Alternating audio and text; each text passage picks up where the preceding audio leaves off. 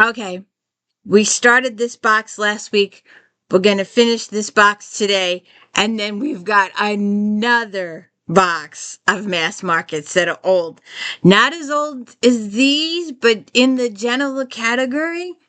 Last week we had I had one from 1919. I had some 1940s. I had 1950s, some 1960s.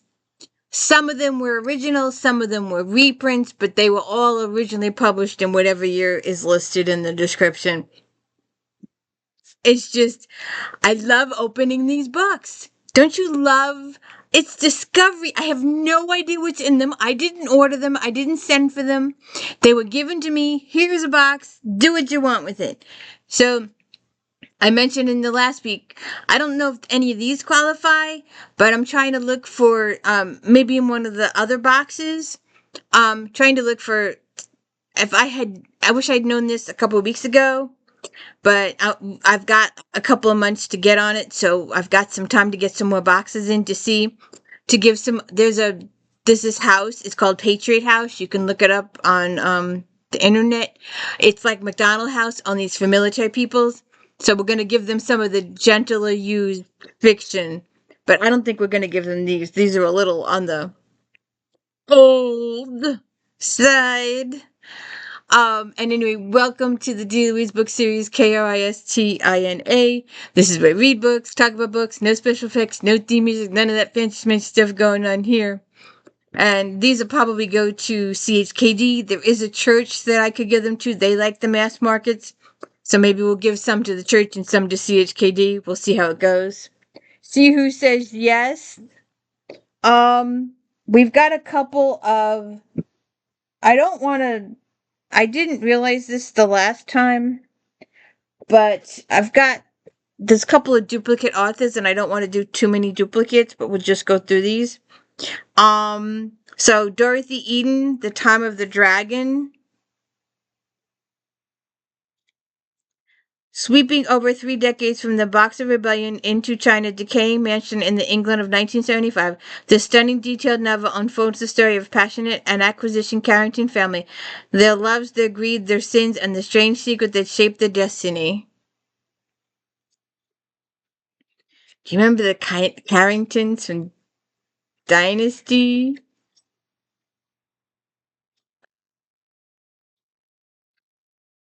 $1975. Dorothy L. Sayers. Dorothy L. Sayers. Oh, there's even a family tree in here. Oh, I just broke it. I have to tape this. I'll have to tape it. Let's see what it says. The wealth old woman was dead a trifle sooner than expected. The trail of horror and senseless murder led from a beautiful Hampshire village to a fashionable London flat. Okay. This font is like a 2. Originally written in 1927. Dorothy L. Sayer, have his carcass, if you would. Harriet Vane Wooden, a detective writer herself, she did not care to become involved with the body on the beach, even though she was escaping an unhappy affair. But from the moment she photographed the corpse, which soon disappeared with the tide, she was puzzled by the mystery that might have been a suicide. 1932.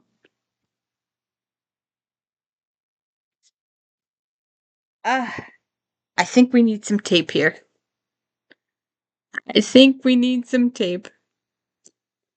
Dangerous Days, Mary Robert Reinhardt.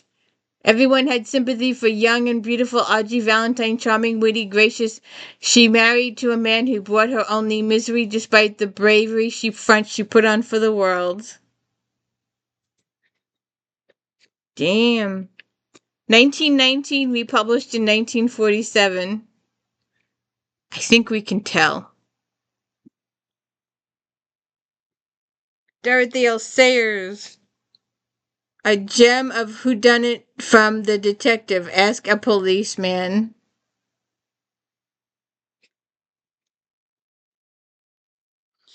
Originally published in 1933, republished in 1987.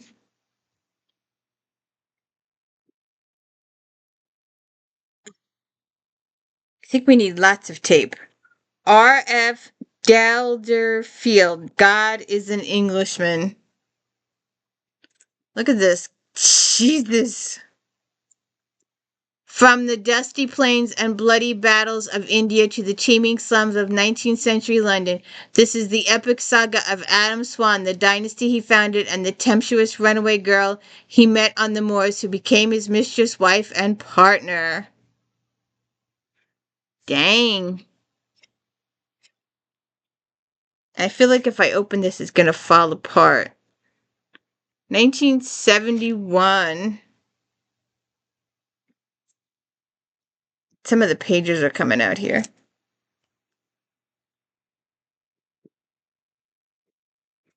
Let's see. The main line is murder, a Ginger Barnes mystery. Donna Houston Murray. Meet Ginger Strove, Barnes' wife, mother, Phillies fan. Gin knows her birth, copper-colored hair. Don't call her red and do-it-yourself skills. The latter come handy since her husband Rip was made the new headmaster of Burn Derwin Academy, a muckety-muck private school on Philadelphia's main line. For no one bothered to inform the Barnes of the school and state of repair, or that the headmaster's family was expected to live in a former storage unit. Ugh. I don't know. 1995.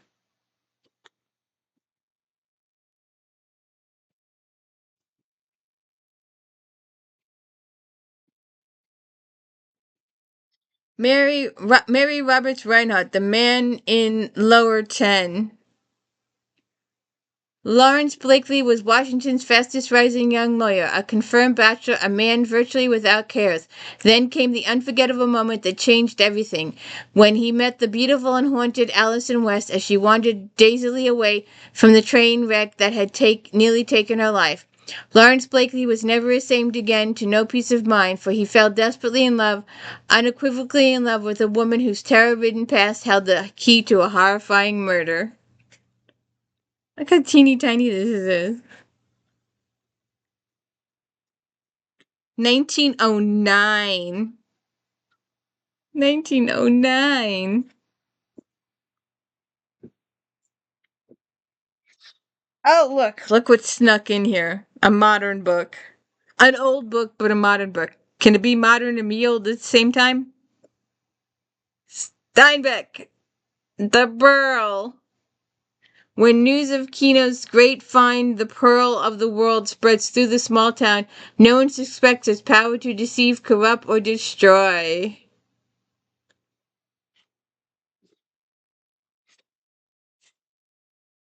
Oh, look at that.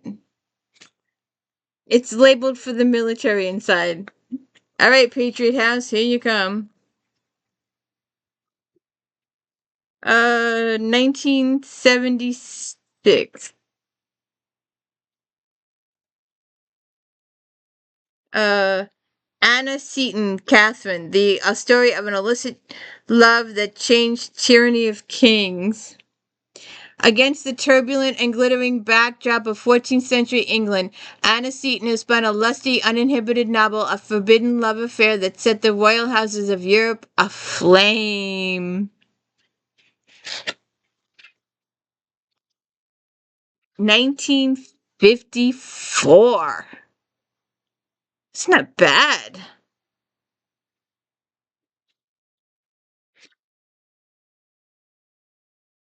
Yeah. Thing. Uh, Another Anna Seton. Catherine. Against the turbulent and glittering backdrop of 14th century England, Anna Seton has spun a lusty, uninhibited novel, or forbidden love affair that set the royal houses Europe aflame and... Oh! Well, why didn't you tell me it was the same book? Well, two faces on me.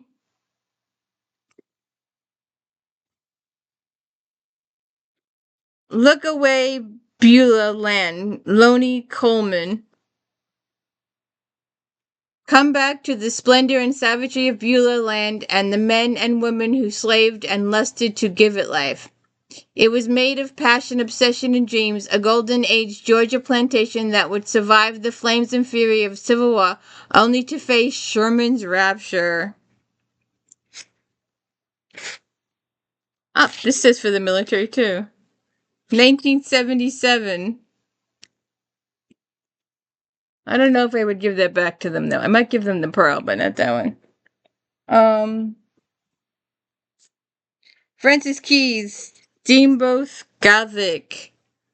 Love, hate, crime, intrigue are bred in this lavish steamboat Gothic mansion of dynamic Yankee gambler Clyde Batchelor.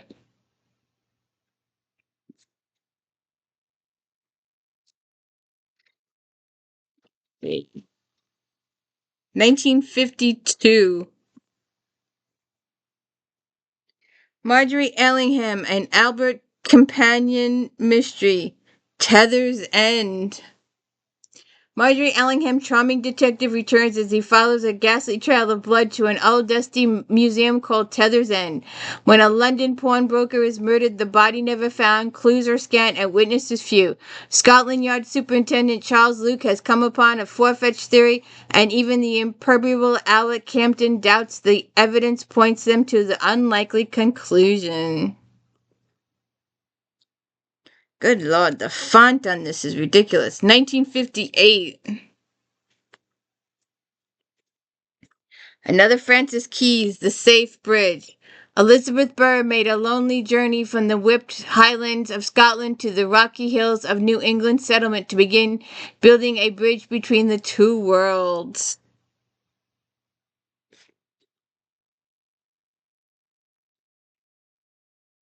(1934)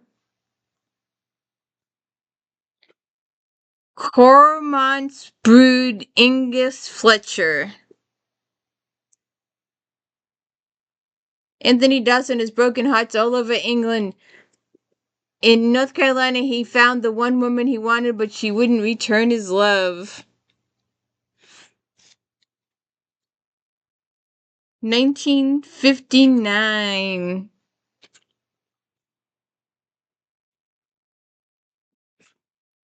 Lord.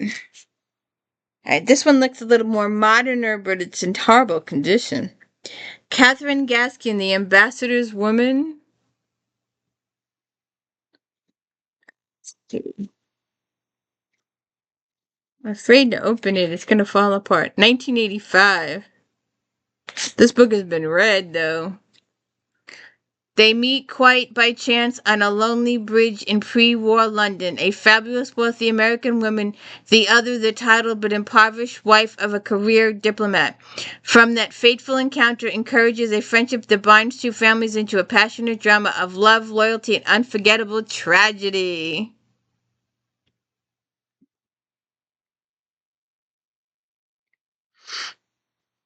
Anne Marek, Susan Howatch. Set against the starkly beautiful landscape of Cornwall, Penmark is totally enthralling saga of a family divided against itself. At the center of the novel is the great mansion called Penmark.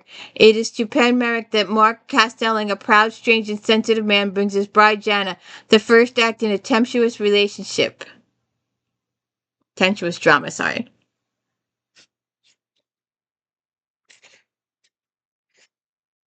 1971. Victoria Holt, The Judas Kiss. The splendor and pomp of Bavaria Kingdom had seemed like a fairy tale to recently arrived young Englishwomen. Pippa Ewell had left behind the dark and forbidding Greystone Manor and the memories of Conrad, handsome stranger who swept her breathlessly into his arms. 1981. Victoria Holt.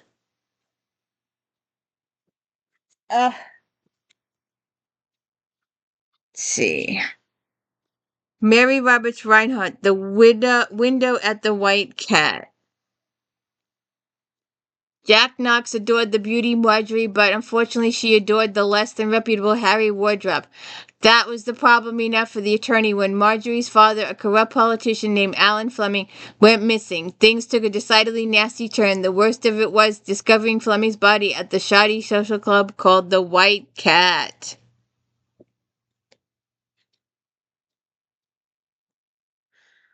Originally published in 1910, republished 1992. 1910. You think that was hot stuff back then or what? R.F. DELDERFIELD, The Too Few for Drums.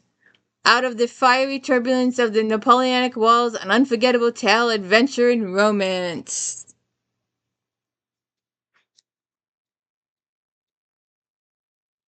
(1973).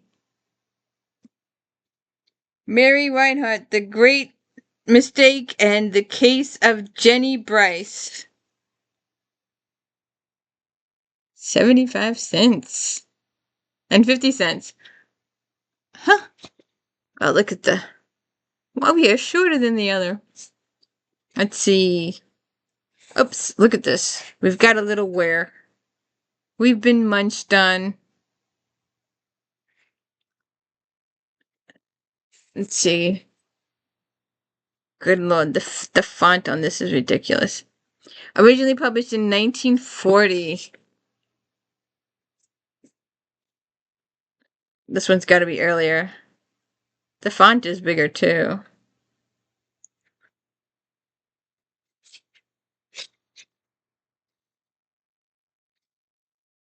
(1913). Redone in 1941.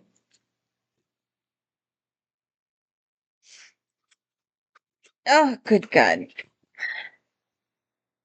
The Miracle of St.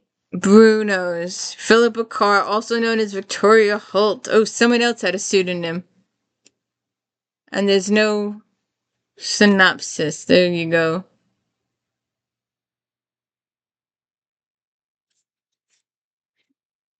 Let's see. 1972. Francis Parkinson Keyes, Once an Esplanade. Red. 1947. Balconies and blusteries, wistry and weeping willow, velvet and brocade best, blackberry sellers calling out on the Creole patriots. These were the sights and textures of sounds that Marie Louise knew as a girl, came to her sister's wedding, a young and innocent girl, and 9 years later, vivacious woman. Francis Parkinson Keyes again. Blue Carmilla. Good lord. You see the size of that font? Lord.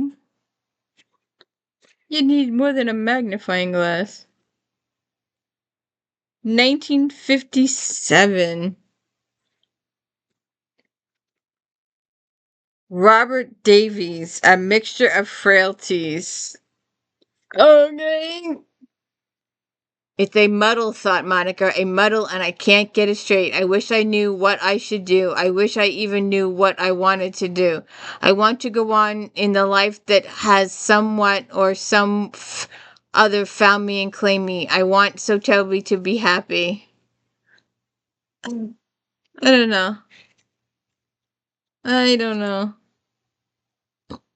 1980? Originally done in 58.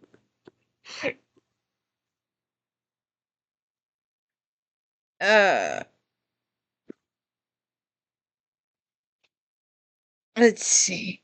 The Witch from the Sea, Philippa Carr. Elizabethan England ablaze in swashbuckling adventure and sinister intrigues is the colorful setting for the tale of Lynette Penlon, lovely, high-spirited daughter of Cat and Jake Penlon, those unforgettable lovers of Lion Triumph. Okay. 1975.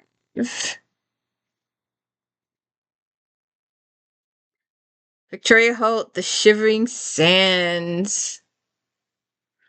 In this gripping new novel of suspense, Victoria Holt again spins her enchanting web of romance and terror. Caroline, lovely young widow of a world-famous pianist, comes to the legendary haunted Stacy estate to investigate the sudden disappearance of her sister. Ah, good God, the font on this is ridiculous. Let's see. 1969. Mary Roberts Reinhardt, Dangerous Days, a novel of romance and intrigue. Clayton Spencer had wealth, success, a handsome son, and a beautiful wife. Everything a married man could want except the woman he wanted. Okay.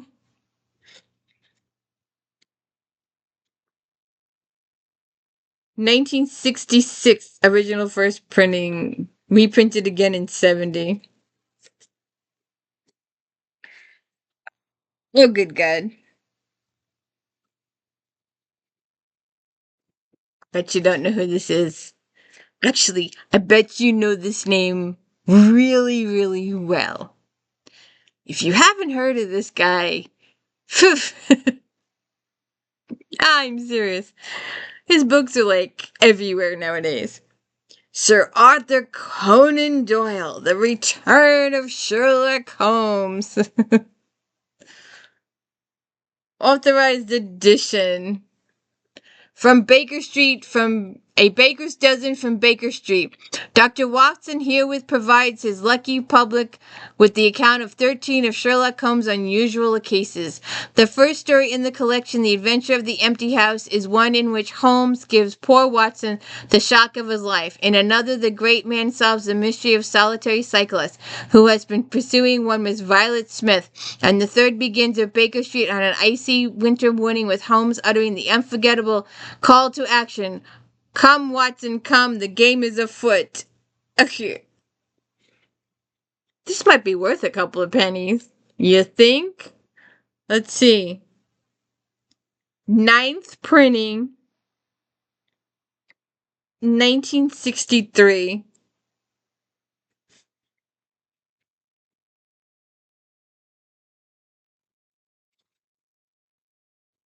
Ah, good Lord. Oh, Naomi, get that. Oh, shoot. All right. Jean Platty, The Sixth Wife.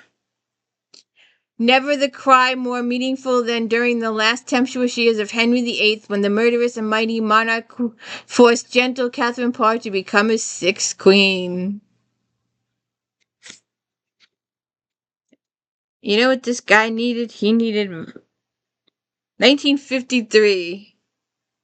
Some fertility meds. Because when you didn't give him the son he wanted, he killed you. Snowfire, Phyllis A. Whitney. We need some tape here. We got some damage. What's it? What's it? I can't even tell what it says. I can't tell. Do you see how much? I can't tell what the price is. Its gripping new novel of love and danger, Phyllis A. Whitney spins in magnificent focuses the icy weather and fiery passions of Chick Eastern Ski Resort. The slopes are fine, but Lady Linda Earle, who has come to Greystone for winter sports, the atmospheric is terrifying, seeking to clear her brother of murder charge. 1972.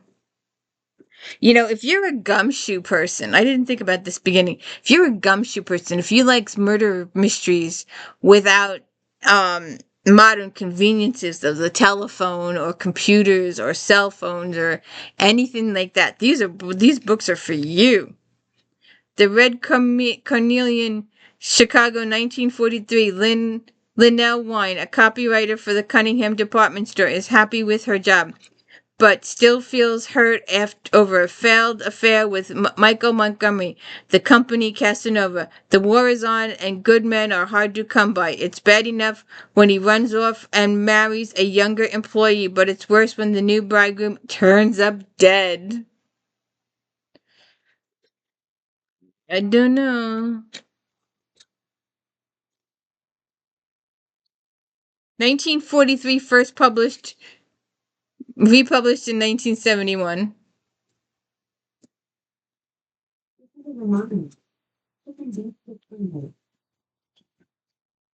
Okay. This is the end of this box.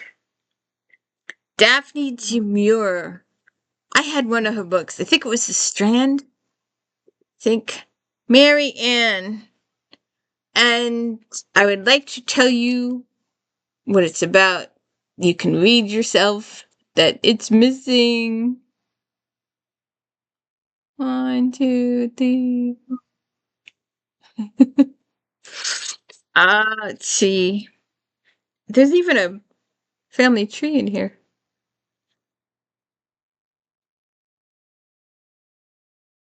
1954, first published, republished in 1972. I still see her books. I think we need to be taped. Daphne Demure, The Breaking Point. Every Sunday afternoon, James Fenton and his wife took their usual walk. The pattern never changed until one day Fenton reached his breaking point and something suddenly clicked. Now wait a minute, one gesture of mine might change someone's future. Theft, fire, faces smashed, and murder. Huh? I don't get it. 1959. A little on the pink side.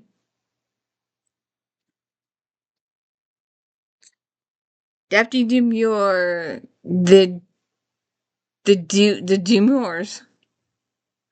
Spanning nearly three-quarters of a century, the Demures, a enthralling saga of a family of artists and speculations, courtesans and military men from England to Paris and back again. Okay.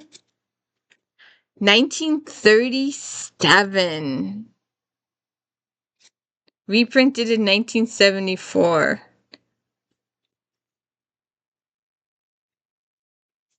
Mary Roberts Reinhardt, The Doctor, a novel of romance and intrigue.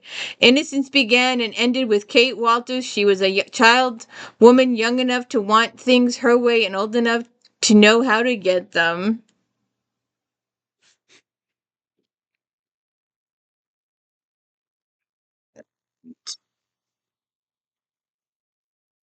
Originally 1935, reprinted in 67. So if you want to know what a book was like in 1937, no telephones, no payphones, Gumshoe Detective, Kiss Me Again, Stranger, Daphne Demure. Characters spellbinding, stunning. Let's see, they include Madeline Marquise, who was an old woman, decided to take her first love, Anna, the beautiful young bride who discovers Eden at high top of mountain, and an unforgettable young man who discovers his first love. In a movie theater, so this has got to be a little older. 1952, redone in 72. The Saccharine Blade, Frank Verby. I have never heard of him ever. On the green side. Slashing his way across the teeming, violent world of the 13th century, Pietro Donato carved out his destiny with the fury of a man possessed by God or Satan. None knew which. 1952. And the last book of this box, Phyllis Whitney. POINCIANA? I have no idea.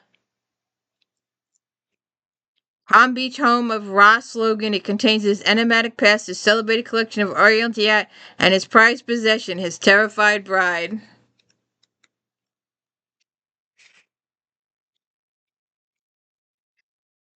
(1980). And that's the end of box 1. We started it last week, and this is part 2 of it. And we've still got another 1 to 2 boxes of mass markets to do. And they're a little on the newer side. They're not that much newer. And there's still a few old ones in that didn't fit in this box. Oh, shall we take a look? Are you ready? Come back next week and we'll be here. Same bat time, same bat channel. I have no idea what I'm saying. If you could have a good one, I'd appreciate it. I'm pretty much sure Star Trek's over, so probably check into Voyager on Fridays. And if then Friday afternoons, we'll do those forever. And Flashback Monday, we're probably almost winding up with that. We've got to go to 2016, and then I've got some ideas what to do after that. So please hit the like and subscribe. It helps. Tell people I'm here. I need people to know I'm here and that I exist. Have a good one. How are you? Have a good day. Have a good day. Enjoy. I'm over it.